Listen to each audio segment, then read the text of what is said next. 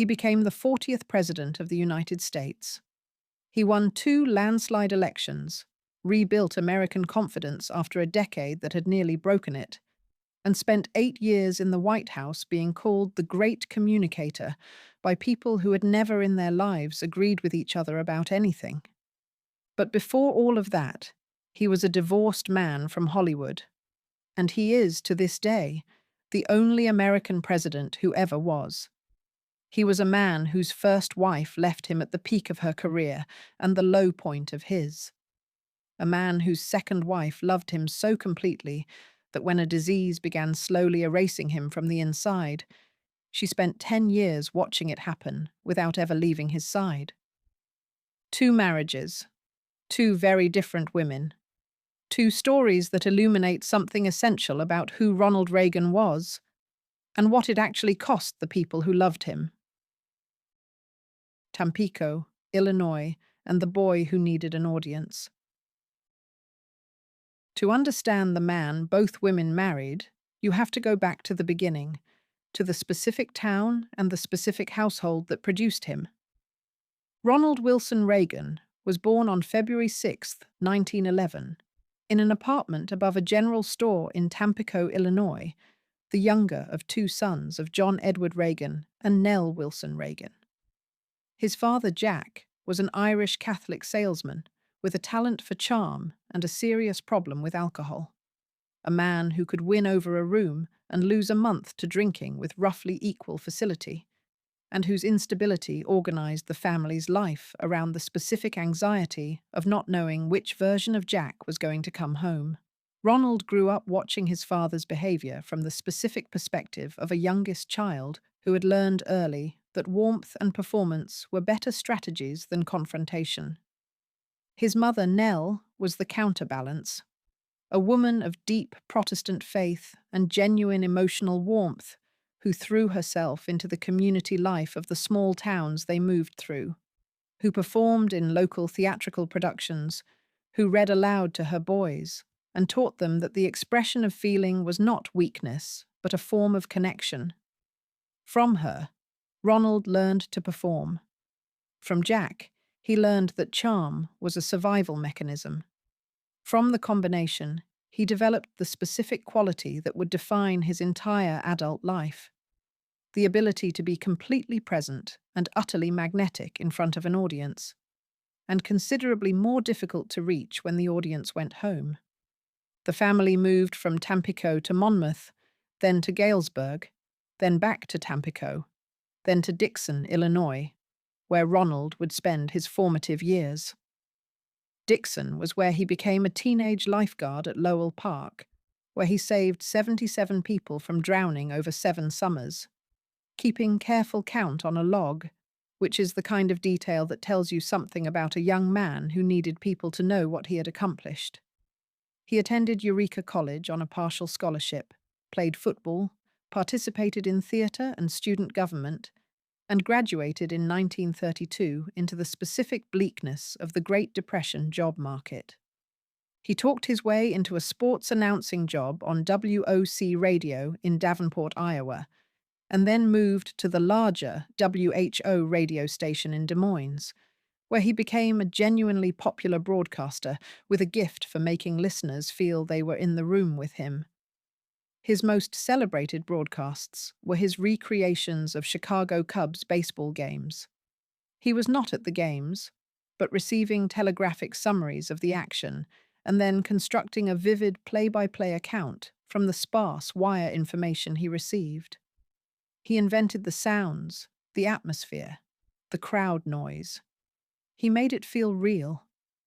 When the wire would go down in the middle of a game, and the telegraphic summaries would stop arriving, he would improvise, extending at bats, adding foul balls, filling time with theatrical detail until the wire came back. It was, in retrospect, a perfect preparation for a career in politics. The ability to construct a compelling version of reality from limited information, and to make people believe they were witnessing something true. He was good on radio for the same reason he would eventually be good in front of a camera and in front of a crowd.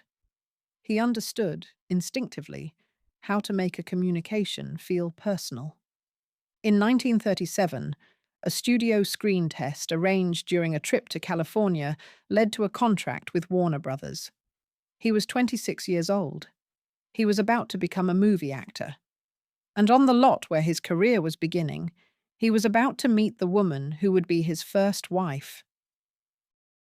Jane Wyman, the woman who left. Jane Wyman was, in 1937, already somebody. Born Sarah Jane Mayfield in 1917 in St. Joseph, Missouri, she had come to Hollywood as a teenager and had been working steadily since the early 1930s, first in small parts, then in increasingly substantial ones, building the career of a serious actress with the specific combination of discipline and ambition that the studio system rewarded in women who were willing to work hard enough. She had already been married once, briefly, by the time she met Ronald Reagan. She had married a man named Myron Futterman in 1937 and divorced him the following year. She was 20 years old. The marriage lasted months. When she met Reagan on the set of Brother Rat in 1938, a Warner Brothers comedy in which they played love interests, she was a young woman who had already demonstrated a capacity for independent judgment about romantic choices that was ahead of her era. Reagan was immediately attractive to her. Tall, handsome, charming in the specific warm and uncomplicated way that made women in that world feel genuinely seen. He was also, in 1938, a Warner Brothers contract player whose career was clearly going somewhere, and who brought to their courtship the same quality of total presence that had made him good at radio announcing. When Ronald Reagan paid attention to you, you felt it. She wangled the first date. This is the detail that people who know the story tend to remember. It was Jane who made the first move. Jane who engineered the situation. Jane who decided she wanted this particular man and went about getting him with the specific initiative of someone who understood what she wanted and was accustomed to going after it. They returned from a personal appearance tour together, organized by the gossip columnist Luella Parsons, whose coverage of the tour in her syndicated column gave the relationship a kind of public imprimatur that accelerated the social inevitability of marriage. On January 26, 1940, they were married at the Wee Kirk, or the Heather Wedding Chapel in Glendale, California. The early years of the marriage were, by the standards of Hollywood couples, relatively stable. They were both under contract to Warner Brothers. They had complementary careers. Their daughter Maureen was born on January 4th, 1941. In 1945, they adopted a son, Michael Edward Reagan, born on March 18th. The fan magazines celebrated them as one of Hollywood's ideal couples, the kind of coverage that the studio publicity machines manufactured, but that also required some foundation in visible reality to sustain. World War II changed the dynamic of the marriage in ways that were not immediately obvious, but that proved significant. Ronald had enlisted and was assigned to the 1st Motion Picture Unit, a film production unit that made training films and promotional footage for the Army Air Forces. He was based in Culver City, California, and never went overseas. He had severely nearsighted eyes that disqualified him from combat duty. But his career stalled for the duration of the war, as the best roles went to actors who were either overseas or not in uniform, and therefore available for studio productions. Jane's career did not stall. It accelerated. While Ronald was making military training films, Jane was making movies that mattered. She appeared in The Lost Weekend in 1945 alongside Ray Milland, the Billy Wilder film that won the Academy Award for Best Picture and for which Milland won Best Actor. And then, most significantly, she filmed Johnny Belinda in 1947. In Johnny Belinda, she played a deaf-mute woman in rural Nova Scotia, navigating a world that could not communicate with her on her own terms. She immersed herself in the role to a degree that was unusual even for the era. She wore earplugs on set, learned sign language, refused to speak during production. The performance was extraordinary. She won the Academy Award for Best Actress for it in 1948, the same year she filed for divorce from the man who had won nothing notable in several years. The contrast between their career trajectories in the post-war years is the central fact of what went wrong in the marriage. Jane was ascending to the highest levels of Hollywood recognition. Ronald was struggling to find his footing in a post-war film landscape that was shifting in ways that did not favor the kind of wholesome, heroic roles he was suited for. But the career disparity was the surface of the problem. The deeper issue was what Ronald had become increasingly consumed by in the late 1940s: politics. SAG, politics, and the wife who stopped being heard. Ronald Reagan's transition from movie actor to political figure did not begin with his gubernatorial campaign or his famous speech for Barry Goldwater. It began in the late 1940s when he became president of the Screen Actors Guild and threw himself into the labor politics and anti-communist investigations that were convulsing Hollywood. He was on the SAG board. He was meeting with government investigators. He was testifying. He was attending meetings. He was, by Jane Wyman's account, and the account of people who knew the couple in those years, talking about politics constantly. In the evenings, at dinner parties, in private moments that might otherwise have been devoted to the marriage. Jane Wyman was not particularly interested in politics.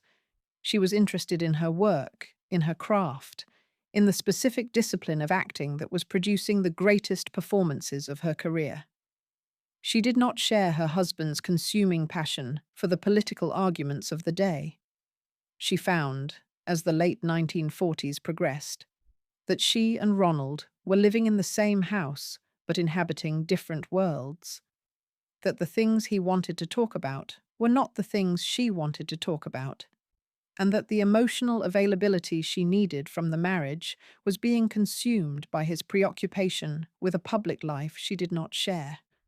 She filed for divorce in May 1948, citing grievous mental cruelty, the legal language that California divorce law of that era required, which in practice meant the incompatibility and emotional distance that had accumulated rather than any specific incident of cruelty.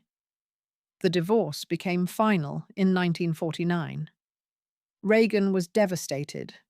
He has described the divorce in his autobiography as something that left him feeling that he had failed in the most fundamental personal sense, that the marriage ending was the specific private failure he could not fully process publicly because the public life he was building did not accommodate that kind of visible vulnerability.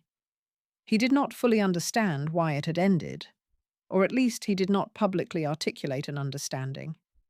He described himself, in those years, as lost. The formal reason cited in the divorce filing was mental cruelty, the legal terminology available in California at the time. But Wyman gave her own account in court testimony that was more specific and more revealing than the legal language suggested. She described a marriage in which the political discussions that consumed her husband had become relentless and inescapable, in which attending a dinner party with Ronald meant listening to his political opinions for the entire evening, while the other guests either agreed or tolerated him, in which the intimacy of the marriage had been progressively replaced by his preoccupation with a public world she had no interest in inhabiting. She described feeling invisible in a marriage where the husband's attention was entirely elsewhere. Reagan, for his part, was initially bewildered by the filing and then deeply shaken. He had not, it seems, fully understood how far the distance between them had grown.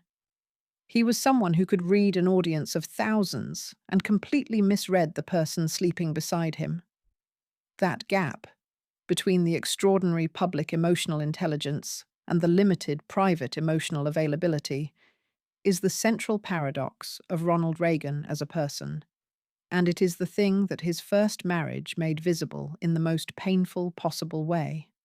What happened between the filing and the finalization made the marriage's ending more painful than it might otherwise have been. In June 1947, Jane had given birth to a daughter, 3 months premature. The baby, a girl they named Christine, lived for less than a day. The loss of a child is the kind of grief that either pulls a couple toward each other or reveals the distances already between them. For Ronald and Jane, it revealed the distances. Both of them grieved. Neither of them appears to have been able to reach the other through the grief in the way that the crisis required. Jane Wyman, after the divorce, continued one of the most distinguished careers in Hollywood. She won her Oscar. At the ceremony in March 1948, she accepted the Academy Award for Best Actress for Johnny Belinda with a brevity and wit that became one of the more celebrated acceptance speeches of the era, noting that she had nothing to say because she had spent so much of the production not speaking. She continued working in film and television through the 1950s and 1960s, building a career that was genuinely independent of any association with the man she had divorced. She appeared in Stage Fright, directed by Alfred Hitchcock, in 1950. She appeared in The Glass Menagerie in 1950, alongside Kirk Douglas. She starred in the enormously successful Magnificent Obsession in 1954 and All That Heaven Allows in 1955, both directed by Douglas Sirk, which gave her career a second major peak, more than a decade after the first. By the 1960s and 1970s, she was working steadily in television. And then, in 1981, the same year that her ex-husband began his first term as President of the United States, she began playing the powerful matriarch Angela Channing on Falcon Crest, a role she would inhabit for 9 seasons, and that introduced her to a television generation that knew nothing of the golden age Hollywood films that had made her famous. She married again, twice. Fred Karger, a musician, in 1952, divorced 1955, remarried 1961, divorced again 1965. She never discussed Ronald Reagan publicly after their divorce. Not in interviews, not in memoirs, not in any public forum. She was not visibly bitter. She was simply someone who had made the decision that the past was the past, and who maintained that position for the rest of her life with a consistency that was, in a world where celebrities routinely trade on their associations, genuinely remarkable. She died in September 2007, at the age of 90, having outlived Reagan by 3 years and having maintained her silence about the marriage to the end. Ronald Reagan, in the years after the divorce, described himself as wandering. He continued acting. His career was not recovering in the way he had hoped. And then, in 1949, a working actress named Nancy Davis contacted the Screen Actors Guild with a problem that required the attention of the SAG president. Nancy Davis, the woman who chose him on purpose. Nancy Davis had a problem with a list. It was 1949. The McCarthy era was building toward its peak, and the Hollywood blacklist, the list of performers and writers and directors considered suspected communist sympathizers whose names were circulating through the industry and preventing them from finding work, had created enormous collateral damage for people whose names happened to match the names of people who were actually on the list. Nancy Davis, a working actress at MGM, had discovered that a name matching hers was appearing in some of those lists. Her ability to work was being affected. She needed someone with authority to clarify the situation. She contacted the Screen Actors Guild. The SAG president was Ronald Reagan. A mutual friend, the director Mervyn LeRoy, arranged a dinner meeting at a Hollywood restaurant called LaRue's. By Nancy's account, she was immediately taken. By Ronald's account, he was attracted but cautious. a man who had been recently and painfully divorced, and who was not ready to commit to another relationship with the speed that the attraction suggested might be appropriate. They began dating. The courtship lasted nearly 2 years before he proposed, which, by the standards of Hollywood relationships of that era, was measured and deliberate. Both of them were clear, by the time the relationship was becoming serious, that this was something different from what either had experienced before. Nancy Davis had been born Anne Frances Robbins on July 6, 1921, in New York City. Her biological father, Kenneth Robbins, was a car salesman who was largely absent from her early life after her parents' marriage dissolved.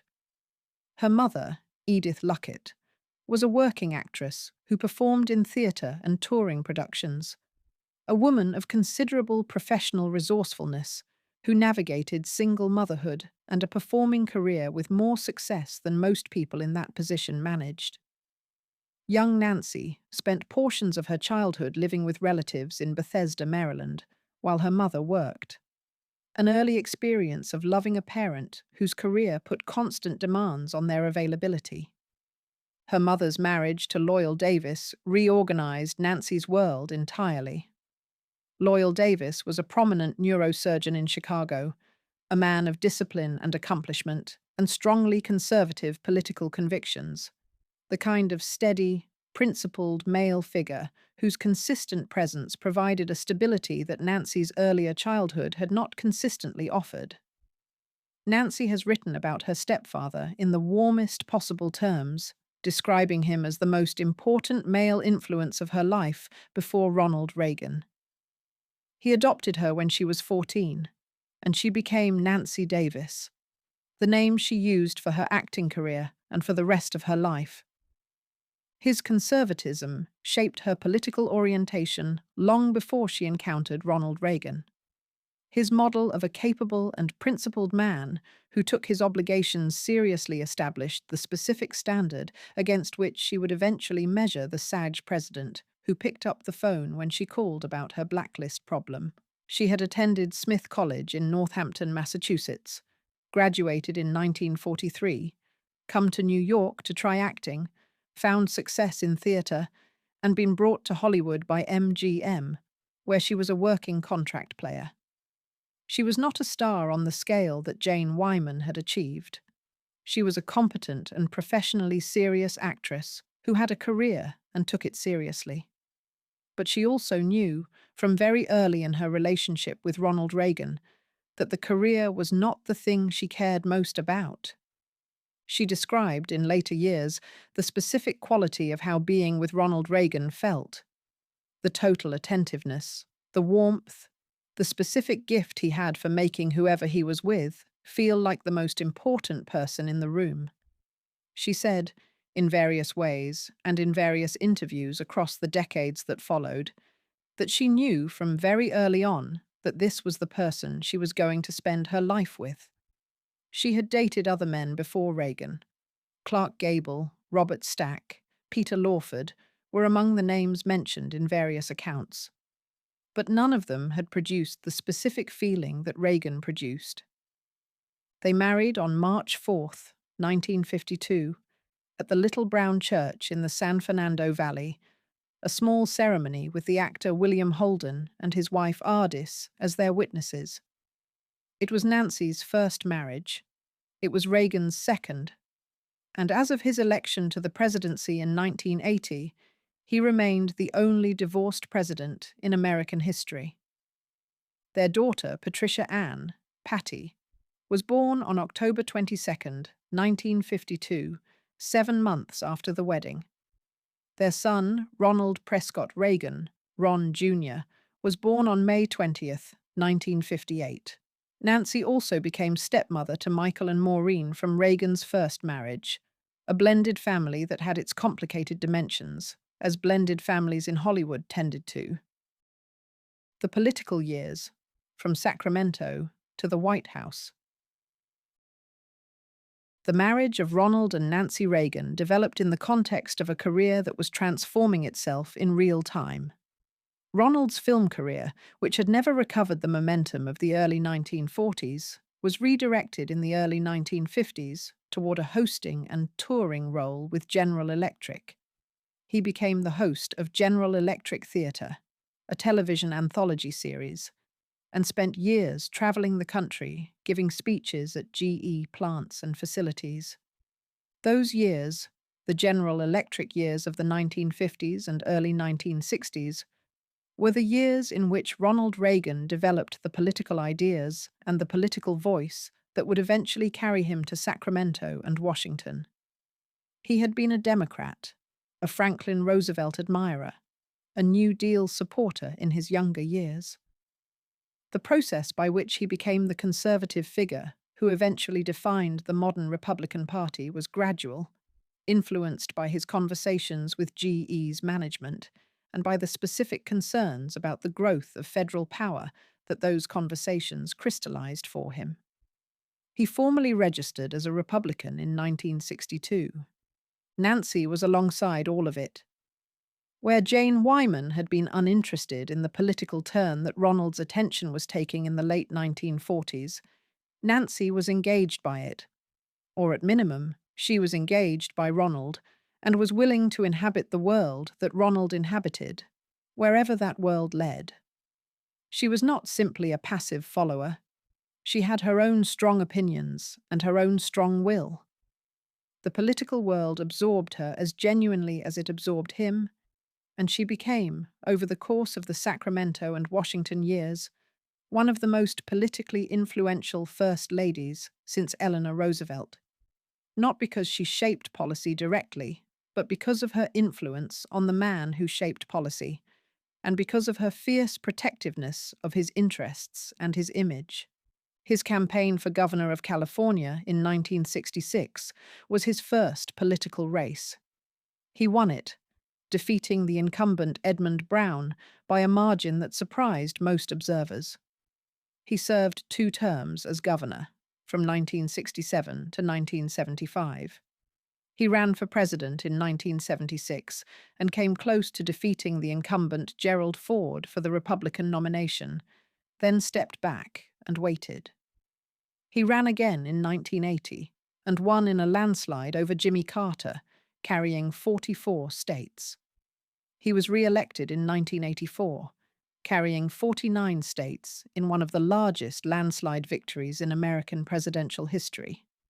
Nancy's role in his presidency was one of the most discussed and debated aspects of the Reagan administration.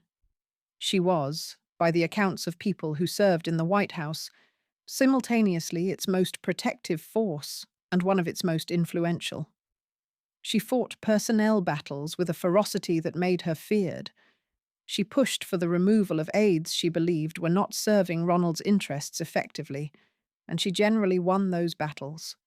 The Chief of Staff, Ronald Reagan, who had a significant falling out with her, later published a memoir that included the detail about her consulting an astrologer, Joan Quigley of San Francisco, about the scheduling of presidential events. The revelation emerged after the presidency and generated considerable controversy. The astrology was the detail that the press fixed on, but it was arguably the least significant dimension of Nancy's influence on the Reagan presidency. The more significant dimension was her role as the person who told the president things that other advisors were reluctant to say, who maintained the access to him that allowed her to shape his understanding of situations and people in ways that his official staff could not easily counter. She was not the deputy president. She was the person he trusted most completely, and that trust translated into a form of influence that was real and that the people who worked alongside it had to navigate carefully. When Reagan was shot on March 30th, 1981, Nancy's response crystallized in a single moment the specific quality of her protectiveness toward him. The bullet had entered his lung and come to rest an inch from his heart. He was in surgery for hours. Nancy sat in the hospital waiting for news, maintaining the public composure that her role required, while, by the accounts of people who saw her in those hours, managing a private terror that the composure barely contained. When she finally saw him in recovery, her relief was visible in the specific way that feelings are visible when they are too large to fully contain. She told reporters afterward that it was the most frightening day of her life. She later described it as the moment that deepened permanently the already fierce protectiveness she felt toward him, that she had come too close to losing him once, and was never going to let anything she could prevent take him from her again. The diagnosis and the long goodbye. Ronald Reagan left the White House in January 1989 at the age of 77, and the couple retired to their Bel Air home in Los Angeles with the specific expectation of people who have completed an enormous shared project and are now returning to the private life that the project temporarily displaced. Nancy wrote her memoirs, My Turn, published in 1989, a candid and occasionally controversial account of the Reagan White House that confirmed her reputation as someone who had very strong views and was perfectly willing to articulate them. They worked on the Ronald Reagan Presidential Library in Simi Valley, which opened in November 1991 and which became one of the most visited presidential libraries in the country. They traveled. They entertained. They were together in the way they had been for 37 years. In the early 1990s, people who observed Ronald Reagan began noticing things. He would occasionally repeat a story he had already told earlier in the same evening. He would struggle for a word that should have come easily to a man of his verbal facility. He seemed, at moments, to lose the thread of a conversation before finding it again. The people who knew him well recognized what they were seeing, even if none of them wanted to name it.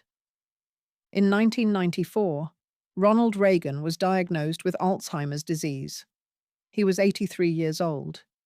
He announced the diagnosis himself in a handwritten letter to the American people released on November 5, 1994. A letter that was, for everyone who read it, one of the most emotionally direct documents to emerge from his public life. It acknowledged the diagnosis honestly. It expressed his characteristic optimism about what lay ahead for America. And it turned, at its end, to Nancy, noting specifically that he wished there were some way he could spare her from what the illness was going to require of her. Nancy's life, from the moment of the diagnosis, reorganized itself entirely around the illness. The decade that followed, from 1994 to his death in June 2004, was what she described as the long goodbye. It was 10 years of exacting caregiving, managing his medication, his daily care, his contact with the outside world, his security, the specific and relentless logistics of caring for a person with progressive neurological disease in a private home. She rarely left his side for more than a few hours at a time. She was present at the house in Bel Air for the entire decade, with occasional lunches with close friends representing the outer limits of what she allowed herself while he was still alive. She described the decade to interviewers in terms that made visible both the love and the cost. The long goodbye was also the loneliest thing, she said, because she could not share it with the person it was happening to. She could not say to Ronnie, "This is terrible, isn't it?" Because Ronnie was the one being lost. She could only be there. And she was there, every day, for 10 years, watching the disease do what it does. The Alzheimer's progression in Ronald Reagan was the specific horror of the disease doing what it does, erasing the person systematically from the inside out. He had been, all his life, a man of extraordinary verbal facility and extraordinary memory. The man who could recall a specific joke from decades earlier and deliver it with the timing of someone hearing it for the first time. The disease took those things first, and then took the people he recognized, and then took the thread of conversation, and then took the recognition of faces he had known for 50 years. There were days when he did not recognize Nancy, that specific dimension of the long goodbye, the husband looking at the wife who has organized her entire existence around him and finding a stranger's face, is the thing that Nancy described in various interviews after his death as the most painful aspect of the decade. Not the work, not the isolation, the moments of non-recognition. Jane Wyman's daughter Maureen, Reagan's daughter from the first marriage, died of cancer in August 2001, while her father was still alive but no longer capable of attending the funeral. Jane Wyman attended, using a cane, and placed a cross on the casket. It was one of those quiet moments that contained the entire arc of two marriages simultaneously: the father who could not come, the first wife who could, the daughter who had spent her life navigating the space between two families that a single divorce had reorganized and that time had continued to reshape. Ronald Reagan died on June 5, 2004, at the age of 93, at his Bel Air home. Nancy was at his side. What two marriages left behind? The two marriages of Ronald Reagan are, in some respects, the most human story in a life that is usually told in the language of political achievement and historical legacy. Jane Wyman was the first wife of a man who had not yet become who he was going to become. She was, at the time of their marriage, his professional equal, and then his professional superior, the better-known actor, the higher-earning performer, the person who won the Oscar while he was struggling to find his footing in the post-war film landscape. She left him when the gap between what she needed from the marriage and what the marriage was providing had grown too large to bridge. When his consuming interest in the political world she did not share had created a distance that neither of them knew how to close. She was not wrong to leave. She was someone who understood that the life she was being offered had ceased to be the life she wanted, and who said so when the social world she inhabited made that enormously difficult to say. Reagan's description of those years, in the aftermath of the divorce, was of someone who felt genuinely lost, who had the specific experience of a man who has had the central organizing relationship of his adult life removed and does not fully understand who he is without it. He was not by nature someone who thrived in solitude. He needed an audience in the public sense, and he needed an intimate witness in the private one. And Jane's departure left him without the intimate witness for several years that he described as among the most disorienting of his life. Nancy provided that witness for 52 years in a way that Jane, by the nature of who she was and what she needed, could not have sustained. Nancy was not a woman who required Ronald Reagan to be someone other than who he was. She was not a woman who needed him to be less interested in politics or more emotionally available in ways the political life didn't accommodate. She was someone who found in the man exactly what she had been looking for, and who organized her life around protecting and supporting and being present for the person she had found.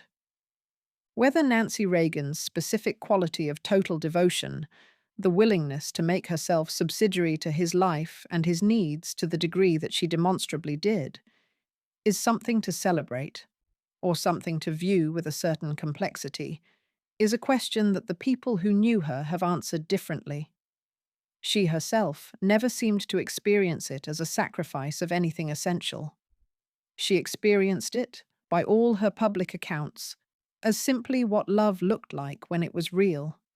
The complete commitment of one person to another, repeated across 52 years of marriage and a decade of caregiving.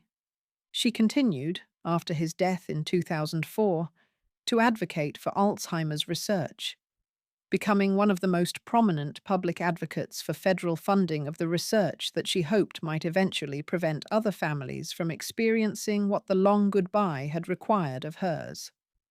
She advocated specifically for stem cell research, which put her in complicated political territory given the conservative base of her husband's political coalition. She did it anyway. She had outlived Ronald Reagan, and she was going to do what she believed was right. She died on March 6, 2016, at her Bel Air home at the age of 94.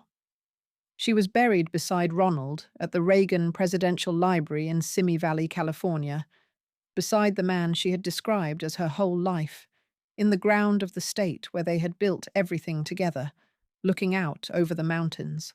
Ronald Reagan was the only divorced president. He was also, by most accounts of the people who knew both marriages, a man who was loved very differently by the two women he married, and who offered something genuinely different to each of them in return. The first marriage was between two people who were each becoming themselves, whose paths diverged when the becoming took them in different directions. The second marriage was between two people who found in each other exactly what they were looking for, and who held on through the assassination attempt and the presidency and the specific merciless progression of a disease that takes everything and never let go. Nancy Reagan once said, describing what it was like to watch her husband disappear into the Alzheimer's, that the loneliest thing was doing it without him.